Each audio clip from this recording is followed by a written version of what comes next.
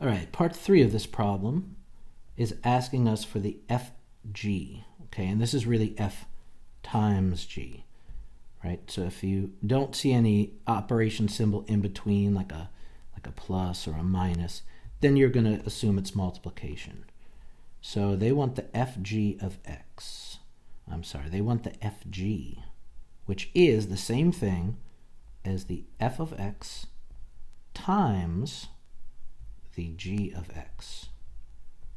All right, so let's go ahead and drop in the f of x.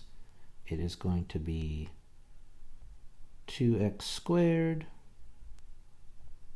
plus 19x plus 24, that's the f of x, times the g of x, which is x plus 8. Okay, and now to multiply these, we need to distribute. All right, so let's go ahead. Let's distribute. Okay, I'm going to use my guidelines to make sure I don't miss anything. 2x squared times x is 2x to the third. 2x squared times 8 is 16x squared. Okay, we've exhausted our 2x squared, so now we're ready for the 19x. 19x times x is 19x squared. And then 19x times 8, oh boy, let me get my calculator. 19 times 8, 152.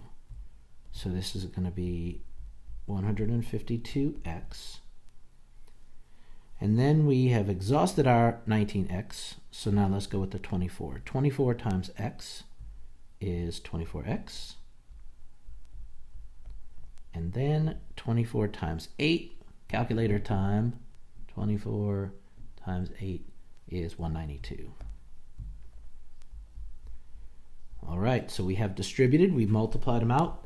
Now let's combine our like terms. Do I have any x cubes to go with my 2x cubes? Nope, I don't. So I have 2x to the third. Do I have any x squareds? Yep, I sure do. Right here, 19x squared. So 16 plus 19 is going to give me 35.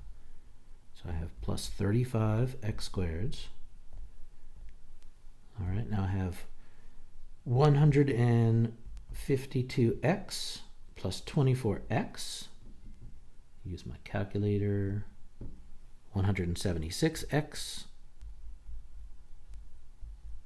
And then my constant is 192, nothing to add to that.